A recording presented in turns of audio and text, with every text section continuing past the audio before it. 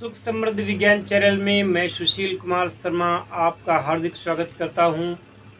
जिन लोगों को पारद विज्ञान सीखना है, जिन लोगों को स्वर्ण विज्ञान सीखना है, वह लोग अपना पंजीकरण शीघ्रातिशीघ्र करा लें, जिससे कि आप सभी लोगों को इस संबंध में जानकारी दी जा सके, पेड ग्रुप में शामिल किया जा सके और आपके लिए अत्युत्तम प्रकार की जो ये नई विधा है, आपके लिए नई होगी, संसार के लिए नई नहीं है। इसमें आप सफलता प्राप्त करना चाहते हैं तो अवश्य इस क्षेत्र में कदम रखें, अपना पंजीकरण करा करके अपनी मीटिंग फिक्स कर लें। हरिओम। आज मैं बताना चाहता हूँ कि इतना ज़्यादा झूठ फैला रखा गया है यूट्यूब पर, ये अब यूट्यूब पर लोगों का विश्वास ही नहीं रहा। इतना हाइपरबोल लोग बोलते हैं, अतिशयोक्ति बना करके कि किसी का विश्वास ही नहीं रहा। कितना भी अच्छी बात बताओ, आदमी विश्वास नहीं करेगा। और दूसरी समस्या है मुफ्त में सब कुछ पा जाने की।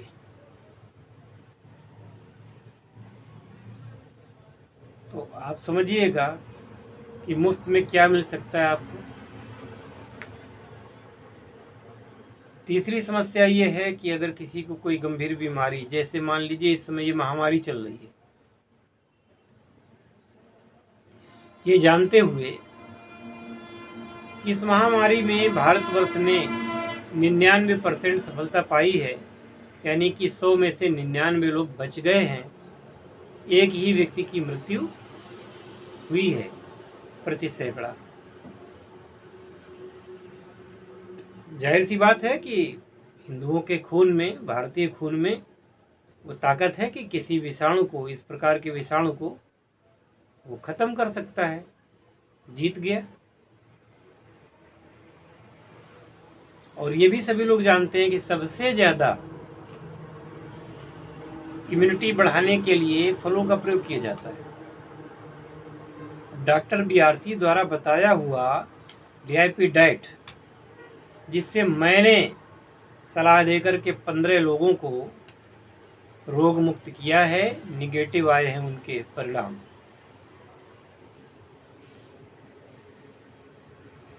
फिर भी एक बहन जी हैं महाराष्ट्र में, तो उनका मेरे पास फ़ोन आया, वो बड़ी दुखी लग रही थी। उन्होंने कहा कि उनके बहन के परिवार में 4-5 लोगों को ये महामारी हो गई है कोरोना की। तो मैंने कहा, मैंने तो आपको पहले ही बताया था 1 हफ्ता पहले कि इनको डीआईपी डाइट दीजिए। बोले कि किसी ने नहीं की। जिसने भी सुना तो उसने मखौल उड़ाया और सभी के सभी बीमार पड़े हैं। तो आप मुझे कुछ ऐसा बता दीजिए कि मैं मंत्रों के माध्यम से, मैं साधना के माध्यम से उनको ठीक कर सकूं। तो जिसको है उसके घर वालों को चिंता नहीं है, जिसको है उनको चिंता नहीं है। और इनकी ममता इतनी है कि वो ये चाहती हैं कि भले ही जैसे हैं लोग हमारी बात नहीं मानी, फिर भी हम उनको रोग मुक्त कर दें। तो ऐसी महिलाओं को प्रणाम करता हूँ, परंतु फिर भी यही कहना चाहूँगा कि भाइयों, जैसे सभी खोजें वैसे इस खोज को भी आप मानिए। ये मेरे द्वारा कही हुई बात नहीं है, इसको आजमाइए, आप स्वस्थ हो जाएंगे। अच्छी बात कहीं से भी मिले ले लेना चाहिए। डॉक्टर बीआरसी की बातों में केवल एक बात से मैं सहमत कभी नहीं होऊंगा कि उन्होंने दूध को रोका है, कि दूध नहीं खाना है।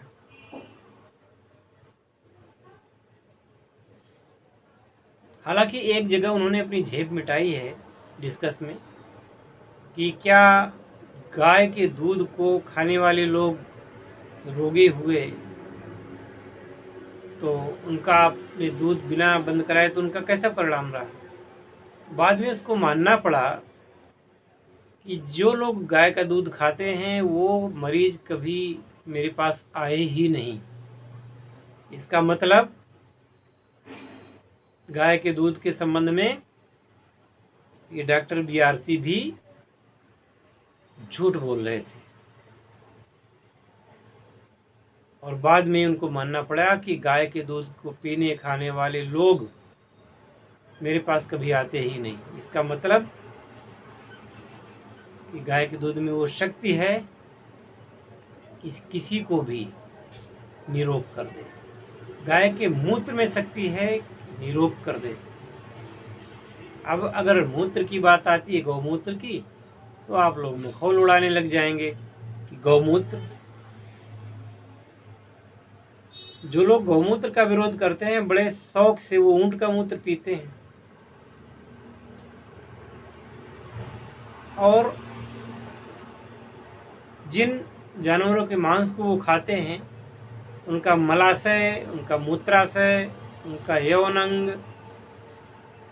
सब वो काट के खा जाते हैं, तब कहीं भी उनको छूत नहीं होता उसमें। गौमूत्र को अपवित्र बोलेंगे, जबकि गौमूत्र में प्राकृतिक रूप से स्वर्ण की मात्रा पाई जाती है। तो स्वर्ण संयुक्त होता है, ऊपर से इतना पवित्र माना जाता है कि देवी देवताओं की मूर्तियों को, प्रतिमाओं को नहलाया जाता है। पंचगव्य के बिना साधना कर्म पूरे नहीं होते। जब तक पंचगव्य का सेवन न किया जाए तो मंत्र सिद्ध नहीं होते, क्योंकि अपवित्र भोजन के द्वारा, अपवित्र बातों के द्वारा, झूठी बातों के द्वारा मुख का इतना मलिनीकरण हो गया है, इतना अपवित्र हो चुका है मुख, कि उसको शुद्ध करने के लिए पंचगव्य की आवश्यकता पड़ती है। ये कुछ ऐसे नुक्ते हैं जिनको लोग जानते नहीं, बस मंत्र लिया किसी गुरु से या किताब से लिया और ठीक से उसके बारे में जानकारी नहीं की, कोई उसका जो सिस्टम होता है वो नहीं समझा, बस उठाया मंत्र और बस सड़ाक सड़ाक जपने लगे, और जपने के बाद में जब कुछ नहीं हुआ तो बाद में गाली देने लगे। हरिओम।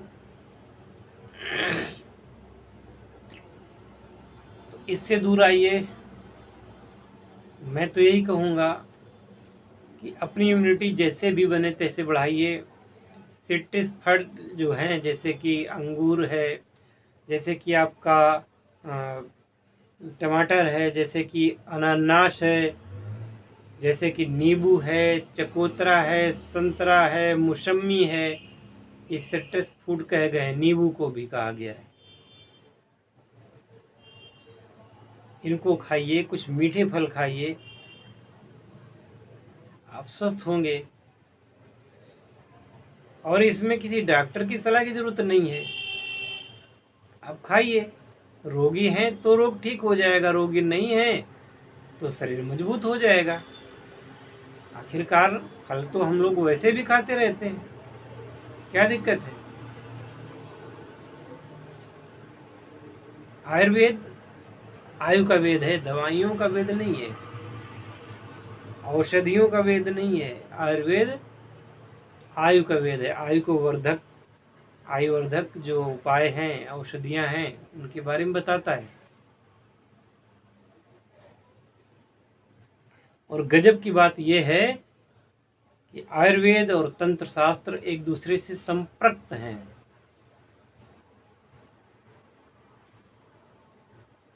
आयुर्वेद में बहुत जगह पर तंत्रों का प्रयोग किया जाता है, मंत्रों का प्रयोग किया जाता है। तो मेरा यही कहना है कि हर बात पर अविश्वास न करें, कुछ बातों पर विश्वास भी किया करें, और विश्वास करेंगे तो आपको लाभ मिलेगा, क्योंकि विश्वासो फल दायका। विश्वास के द्वारा ही फल की प्राप्ति होती है। अगर आपको 4-5 प्रकार के फलों को, 4-5 प्रकार के सलादों को खाने से निरोग हो सकते हैं, तो उसके बारे में कहने के पहले उसको आजमा के देखिए कि क्या वास्तव में इसे कुछ होता भी है। करके देखिए। वरना फिर क्या है।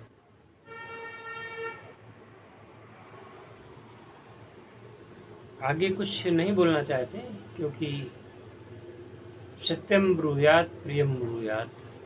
सत्य बोलो, लेकिन उतना सत्य बोलो जो कि लोगों को प्रिय लगे। अप्रिय सत्य नहीं बोलना है। वही है कि आप अगर अप्रिय स्थिति का सामना नहीं करना चाहते हैं तो निश्चित रूप से आप सलाह को मानिए और निरोग रहिए। कम से कम इस महामारी से बच जाएंगे आप।